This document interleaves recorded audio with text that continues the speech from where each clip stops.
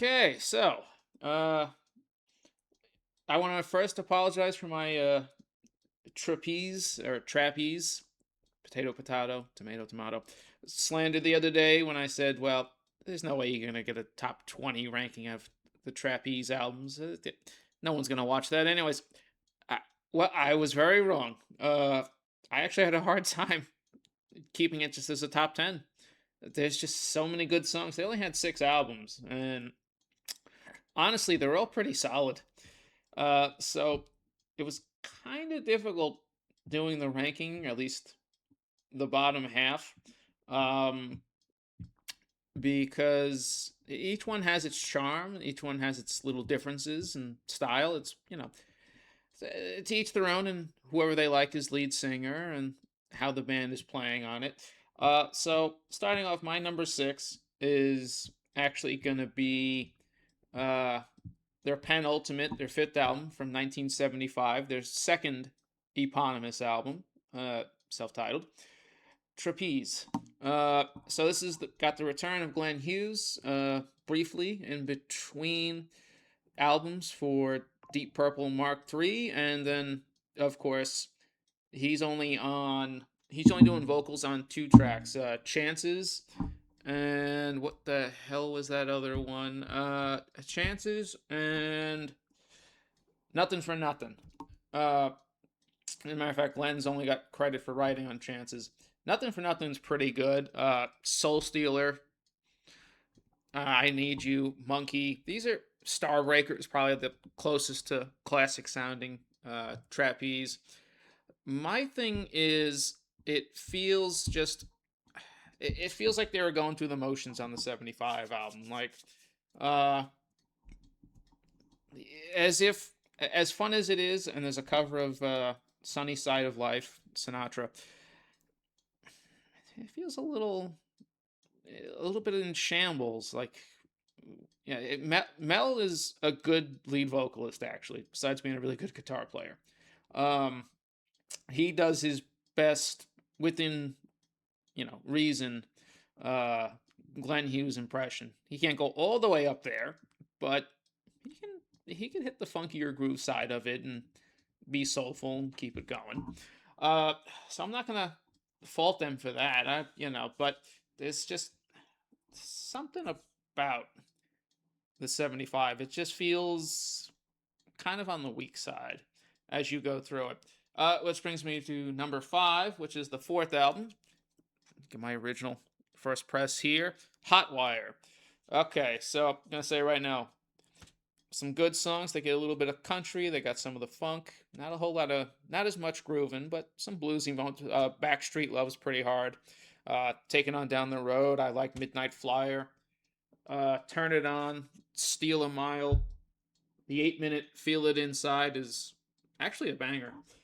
Again, oh, I forgot to mention Dave Holland on drums. He would, of course, in late 79, early 80, after uh, Les Banks leaves Priest, he would go to Judas Priest and be there from 1980 to there about 89. Uh, Obviously, there's some controversy with that man in particular. We won't go into that. Yeah. Uh, for the first album without Glenn, this is actually strong. It it's a couple of, this is a couple of listens needed. It's actually an absolute grower, and they really pulled off a classic trapeze album. But it he Glenn not being there does kind of, it does kind of sit a little odd at first. Who was also on this? This has got well, obviously Mel and his brother Tom doing most of the vocals. They would, by the way, they would resurface in the 80s, not as trapeze, but I think I covered in another video a little super group called Phenomena with uh it's Tom's sci-fi telekinesis meets government experimentation and end of the world rapture stuff. And Glenn Hughes is, his voice is still okay, but at that point in time he was deep into his coke and his alcohol. And he does the Seventh Star album. That tour goes real short and bad. He gets punched in the throat, and he couldn't sing for a couple of years. And the fact that that man's almost 76 now and sings close to like he did in 76 is an amazing comeback. But at this point, we got who's the oddball here? No offense. Bass guitar and backing vocals, it's Pete Wright. And then you've also got another guitarist, Rob Kendrick. This is, and that's nice is they identify the right channel and Mel's in the left channel. Honestly, it all blended together and it was sounded great. But again, this is a sleeper album. I think if you go give this an honest chance, there's gonna be plenty on here you like. Okay, number 4. Let me pull that up. I should have had it pulled up. Is gonna be the last album. Yeah, that's some of the artwork. Yeah, so that's one version of the artwork. This came out in '79 with Pete Golby, real powerhouse A&R vocalist, who about 2 years later, there's a live bootleg from '81, which has been mostly restored, or it's a soundboard, and it's in the Midnight Flyers Volume 2 box. I'm probably going to have to pick up because I do want to have a copy of the 75 and this. Yeah, at least on CD, if not on vinyl, and some live shows. I'm going to have to go in and pick up the whatever 2 or 3 CD versions I can of the first 3 because, well, Medusa's still available and so is the first album. The 3-disc of You Are the Music from 2020, that's sold out fast, and I haven't seen it in a couple of years, and the last I saw it was like $60. Yeah, it's these trapeze albums are trapeze. I'm flaking on which way to call the name. So hold on. Pete Golby, of course, after the '81 tour, the band folds, and he gets poached by Mick Box, who's reconfiguring Uriah Heep for a comeback, and we get the absolute masterpiece, even if it's full of covers. That is Abominog. Great fucking album. Oh my god. And I actually like Head First, the desert one with the Gila monster on it too. I know it's that's not as that's not everyone's favorite, but I actually like that album. So I'm trying to pull up the German cover because in Germany the Hold On album was called Running. And I'll make this real quick. Yeah, there you go. Here you go. Yeah, that's the cover. Those Germans and their questionable naked covers, man, back in the day. I'm not gonna go into at least this one's more appropriate compared to that original Virgin Killer from Scorpions. Oh boy, I'm not even gonna try to flash that one. What the hell were they thinking about that? I'll take the U.S. cover with the guys in goofy denim and all that stuff making faces. So that's, yeah, the less said, we're gonna move on. But that Golby album, there's quite a few good songs on this, and I think for a lot of people that might become one of their favorites. If you it doesn't have Glenn, but if you give it a chance, and you love Uriah Heep, especially the early '80s comeback period, yeah, that this Running, or Hold On, I should say, is going to be very much worth your time when you get to Heaven. Don't Break My Heart. Hold On, of course. Your Runner. There's so many good songs. I actually struggled to make a top 20 list, and I'm gonna go listen to all the songs again and just verify the reasons why and go from there. My number 3 is the original Trapeze, 1970 on Threshold. This is an original to the white label with the purple stick Threshold thing. I even got a repress of another one coming up. So this was the first act signed by Threshold, which is an imprint for Decca. That was started by the Moody Blues, and these guys appeared, I think, on Top of the Pops and or was it the Old Grey Whistle test? And Graham Edge and all of them said, okay, Justin Hayward too, and Lodge, they said, okay, we got to get these guys. This is going to be good. And it's astounding to me how a brand new band, you got to think at the time, bands had to earn, the record company had to have faith, and a band had to sell enough, make money on tours in order to be rewarded with a gatefold. And what I mean by gatefold, this. So it astounds me that this is the first signing of a then 5-piece band, and the Moody Blues believed enough of them to make Decca back a gatefold out of the gate, literally. I mean, it's basic, but the fact that I found this for $30 a couple of years ago, and it looks great, it plays almost near mint. It astounds me. But here's the thing with this album, not quite the proper sleeve, but yeah. The thing with this album is it is totally unlike everything else in the other 5 albums, because this is early 1970, and actually I think it was recorded late 69, came out 70. Let me double check that. Yeah. So what you're getting is, and it's produced by John Lodge. So it's the 5-piece. You got Glenn, you got Mel, Dave Holland, and then 2 guys that would drop off. John Jones, okay, and Terry Rowley.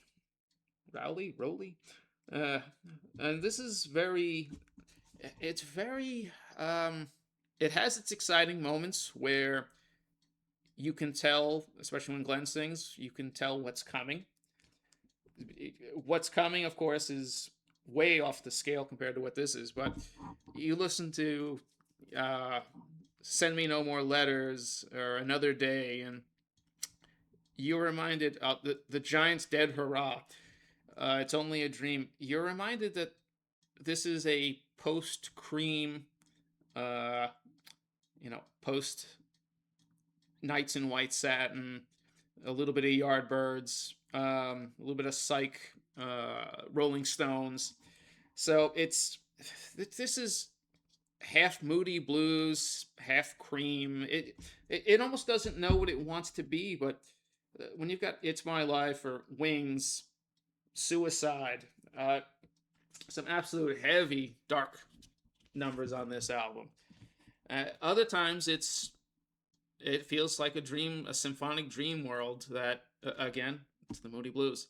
So if you like the Moody Blues, if you like early Pink Floyd, there's a little bit of funk on a couple tracks, but Stones, Satanic Majesty's Request, post LSD Beatles, this is right in your wheelhouse, and it's surprisingly strong. It's weird, it's odd. Honestly, I can make the case that Hotwire should be above this, or Hold On / Running. But for me, the charm, the oddity of it, and I also do love like the Strawberry Alarm Clocks, the Zombies. This just happens to scratch a perfect niche from that era. It is a timepiece. It's also a transitional point in time, because I think by the time this came out, the first Black Sabbath had already dropped, as had Deep Purple in rock. Oh, and the first Uriah Heep, Very Heavy, Very Humble. Then Moody Blues were putting out Question of Balance. So, and even that's kind of a transition album for them too. So this is what it is for some guys. It's going to be a niche. I did, just to make sure I didn't double up with Mr. Pardo at Sea of Tranquility. I rewatched his video from like 6-7 years ago, and he put this at the bottom. I get why, because this is completely against the identity that this band ends up having. But I happen to love the late 60s sound, and I'm fine with it. I'm cool with it. That brings me to the difficult part. My number 2, and for most people, this is going to be your number 1. It's grooving, it's driving, it's funky, it's kind of heavy, it's soulful, does everything. You are the music, we are just the band. Oh my god, let's go. So this is now a trio. Mel, Dave, and Glenn, and of course Tom, co-writing most of it. Uh, yeah, so keeping time, Mel and Tom. Coast to Coast, What is a Woman's Role? Way Back to the Bone. Well, Glenn Hughes tracks. Feeling so much better now, Glenn. Will Our Love End? Glenn. I absolutely love the songs Loser and, of course, the title track, You and the Music. You know, the title track is just grooving, driving, thumping. It's so much fun. Same with Coast to Coast. This is, for a lot of people, especially at the live shows, this is the peak. And I objectively, I can't disagree. This is so strong. Even though the slightly longer tracks are uh, a lot more connected and a lot more fleshed out, and the timing is better. Uh, but still, oh, and we have a run in. Speaking of the zombies, we have a run in on Coast to Coast and Feeling So Much Better Now. Rod Argent. He doesn't sing lead vocals. We know he could sing lead vocals, both from doing the stuff with Colin and Zombies, and then after the Zombies broke up, he went and started his own band called Argent, where he usually sang lead vocals and on those keys and the piano. Oh, and it gave the start to a certain massive songwriter named Russ Ballard on guitar. But Rod Argent's on this too, and yeah, there's definitely a. I can, now that I read that again, I was like, oh yeah, I can tell exactly why those two songs sound that way, and that's damn fine. My number one, much more progressive but bluesy, uh, very bluesy, very heavy, at times extremely dark. Medusa, yeah, my 1972 repress, and my original 1970. If you're wondering what the blue note is for the other one, it's saying repress 72, and encircled is sell, sell, sell. So just a note to the family, if anything should happen. And again, we have another gatefold. How this band had 3 gatefolds in a row. Whoop, going the wrong way. There's the full band shot. Hold on. There's the full cover. Yeah, as I block my whole damn face. This, what can I say? Like I said, bluesy. It at times it is definitely in the prog wheelhouse, but not as expansive like that. It's still, this is, you know, been clearly influenced by the Sabbath, the Deep Purple. Ironically enough, of course, the bassist and singer here would end up in Purple a few years later, but this is later 1970. So all those things I mentioned around the debut album coming out, they drop to a trio, and they assemble something that fits with the new time. We're not too far away from Fragile from Yes either. I believe, no, 71 was the Yes album. So it's not as far as Yes or what Crimson was doing, but this is more like they're doing more of the long pieces. Think of Jury like Jury is, the fate of a man. He's dying. Well, if I'm not mistaken, they're gonna hang him. Uh, that's kind of like a not so metallic, crunchy Hand of Doom, but it's in that slow, dynamic pacing wheelhouse, and then it gets theatrical, and they take off, boom, with this just thunderous boom of the rhythm section, and the bass, and the drums. It starts with Black Cloud, a nice, fast pacing, bluesy rocker. The other expanded, Seaful, epic, just very hypnotic. little bit of a tinge of psych in there, but Glenn is starting to already flex into the more soulful singing, and just a slight hint of the twang here and there on Black Cloud, and that he would hear on Might Just Take Your Life when he comes in and does lead for a little bit on that one.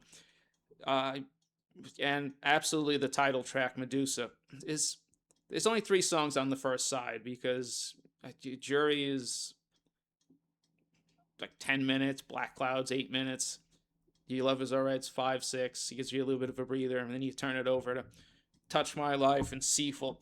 This is, I know You're the Music is a lot quicker, faster driving album to listen to, but there's something about if you sit back, you know, drop out with what Glenn's doing, what the expansive passages are. This album is absolutely just hypnotic and endearing. So for me, Medusa's got to be my number one. I admit, objectively, it's the next one. You can play that one a lot more times quicker and keep flipping it over, restarting the sides. But I really enjoy how fast this band transitioned into what was the new style, and they bring in all those elements. What's going to come on eventually on Burn, Stormbringer, and even Come Taste the Band is it's right here on Medusa and You Are the Music, and you can't go wrong with either one of them. So that's my ranking of for Trapeze. Again, Medusa, You Are the Music, the debut Trapeze. The one I don't have right now, Hold On, or Running. I do like that cover of Running a lot better, I'm not gonna lie. Hot Wire, and then at the bottom, even though I really liked a lot of songs on it, Trapeze, the second self-titled or eponymous album from 1975 with that wannabe ZZ Top looking cover. Well, it is. I mean, let's just call the spade a spade. So that's it for that. I'm going to be right back with a top 20 Trapeze tracks. I can't believe I actually got to 20. But egg on my face, my bad. And you know, suddenly I just thought of the Frasier theme song. Toss salad and scrambled eggs. All over my face. Oh, well. Now I gotta watch Frasier. I think I'm gonna end up watching Merlin on Tubi, because rest in peace, Sam Neill. Damn. I think it's time I hop in the shower and go back to V-Stock and upgrade my Event Horizon original DVD to the new 4K Steelbook, and start a Sam Neill marathon. Yeah. This sucks. But, alright, be back soon, guys.